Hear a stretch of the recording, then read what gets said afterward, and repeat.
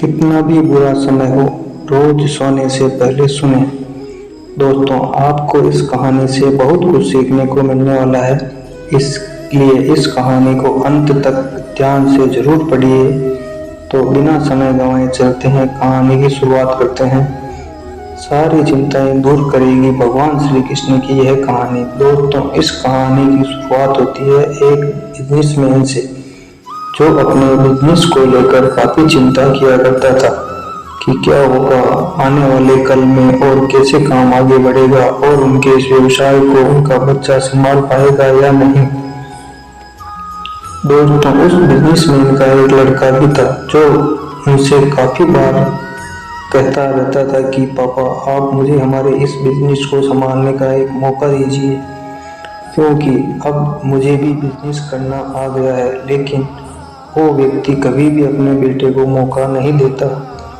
दोस्तों, एक दिन इस बिजनेसमैन को दिल का दौरा पड़ जाता है और इसके चलते उनको हॉस्पिटल में भर्ती किया जाता है। जैसे ही यह खबर उनके बेटे को पता चलती है, उनका बेटा दौड़कर हॉस्पिटल पहुंचता है। बेटा हॉस्पिटल में पहुंचने के बाद उसने ये देख कि उसके पापा अब एडमिट हैं और डॉक्टर ने उनसे ये कहा है कि आपके पापा अब पहले से थोड़ा ठीक हैं और धीरे धीरे करके वे अब रिकवर हो जाएंगे। फिर उस लड़के ने अपने एक दोस्त को कॉल करके वहां बुला लिया। फिर उसका दोस्त वहां आ जाता है और उससे पूछता है कि क्या हुआ भाई। फिर उसने बिजनेसमैन के लड़के ने अपने दोस्त से कहा कि मेरे पापा को दिल का दौरा आया है और उन्हें अस्पताल में एडमिट किया हुआ है। इसके बाद उस बिजनेसमैन का लड़का अपने दोस्त से कहता है कि चल ना, जरा बाहर चल के आ जाते हैं, बहुत देर हो गई है इधर। और फिर वो दोनों अस्पताल से बाहर चले जाते हैं। जब वो दोनों अस्पताल से बाहर निकलते हैं तब उनको एक आइसक्रीम वाला दिखाई देता है। फिर उस बिजनेसमैन के लड़के ने अपने दोस्त से कहा कि हे भाई, आ जाओ आइसक्रीम खाते हैं। यह बात सुनकर उसका दोस्त थोड़ा चौंकता है और मन ही मन कहता है कि अरे ये क्या पागलपन है, पापा अंदर पड़ती है और ये यहाँ आइसक्रीम खाने की सोच रहा है।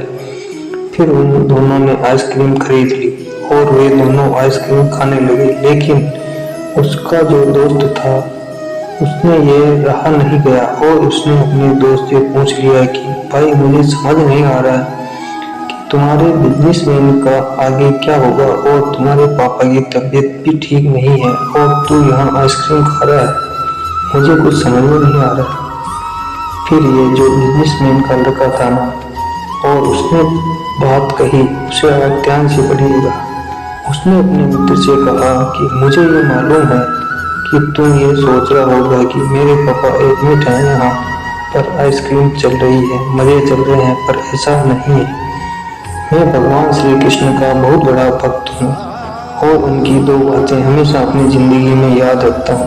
पहली बात जो है, हम सबको पता है कि काम करना है और फल की चिंता नहीं करनी है, इसलिए जो होगा देखा जाएगा। मैं सिर्फ अपने काम पर ही फोकस करूँगा और बिजनेस भी अच्छा चलेगा। दूसरी बात, वो लड़का अपने दोस्त से कहता है कि मैं तुम्हें भगवान श्री कृष्ण की कहानी सुनाता हूँ, जो तुम्हें दूसरी बात क्या है वो अच्छी तरह से समझ जाएगी। भगवान श्री कृष्ण की जो पत्नी थी, जिनका नाम रुक्मिणी था, उनको जब पहला बेटा हुआ था तो उसका नाम प्रद्युम्न रखा गया था। और प्रद्युम्न के जन्म के 10 दिन पश्चात ही प्रद्युम्न का अपहरण हो गया। प्रद्युम्न के अपहरण के कारण रुक्मिणी नाराज हुई और उदास रहने लगी कि क्या हो गया। भगवान श्री कृष्ण रुक्मिणी जी से कहते थे कि चिंता मत करो, क्योंकि प्रद्युम्न जहाँ भी होगा वहीं ठीक होगा।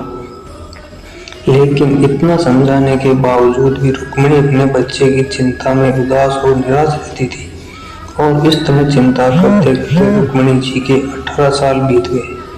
18 साल के बाद द्वारका में जब प्रद्युम्न की वापसी हुई और जब प्रद्युम्न द्वारका में वापस आए तो उनके साथ में उनकी पत्नी मायावती भी थी। अब समस्या ये थी कि मायावती की उम्र प्रद्युम्न से 20 साल ज्यादा थी। वहां रुक्मिणी पहले तो खुश हुई और बच्चा वापस आ गया, और फिर से दुखी हो गई, क्योंकि इतनी बड़ी लड़की से शादी कि इसलिए रुक्मिणी फिर से भगवान श्री कृष्ण से जाकर कहने लगी कि ये क्या हो गया। फिर भगवान श्री कृष्ण जी ने रुक्मिणी जी से कहा कि जो हो गया उसको स्वीकार कर लो और आगे बढ़ो और चिंता मत करो। लेकिन माँ रुक्मिणी यह कह रही थी कि बड़ी लड़की से शादी क्यों कर ली और ये लड़की मिली थी क्या, और इस बात को स्वीकार नहीं कर पा रही थी। इसके कारण 7 साल तक माँ रुक्मिणी जी दुखी और निराश रही और 7 साल बाद रुक्मिणी जी ने यह स्वीकार कर लिया कि प्रद्युम्न ने जो ये शादी करी थी वो ठीक है और इसके लिए ज़्यादा चिंता करने की ज़रूरत नहीं है, और उस शादी को उन्होंने स्वीकार कर लिया। दोस्तों, एक तरीके से माँ रुक्मिणी जी ने अपनी जिंदगी के 26 साल उदासी में बिता दिए। इस कहानी को खत्म करते हुए वो लड़का अपने दोस्त से बोला कि मैंने अब स्वीकार करना सीख लिया हूँ, क्योंकि भगवान श्री कृष्ण जी कहते हैं कि जो हो रहा है उसे स्वीकार कर लो, जिंदगी अपने आप सहज हो जाएगी। दोस्तों, यह छोटी सी कहानी जो हमें 2 बड़ी बातें सिखाती है, और यही बातें मैं आपके साथ शेयर करना चाहता था कि हमारी ज़िंदगी में जो कुछ भी घटता है उसे स्वीकार करना सीख लीजिए और फिर ज़िंदगी अपने आप सहज हो जाएगी। हमारे नियंत्रण में जितनी भी चीज़ें होगी उन चीज़ों पर तो हमें जरूर नियंत्रण रखना चाहिए, लेकिन जो चीज़ें हमारे नियंत्रण से बाहर है उन चीज़ों को हमें स्वीकार कर लेना चाहिए। अगर हमने उन्हें स्वीकार नहीं किया तो हमें माँ रुक्मिणी की तरह बहुत सालों तक उदास रह जाएंगे। दोस्तों, आज की यह कहानी आपको कैसी लगी, आपको इस कहानी से क्या सीखने को मिला, ये हमें नीचे कमेंट बॉक्स में करके जरूर बताइएगा। साथ ही अगर आपको श्री कृष्ण की यह कहानी पसंद आई होगी तो इस कहानी को जरूर शेयर कीजिएगा।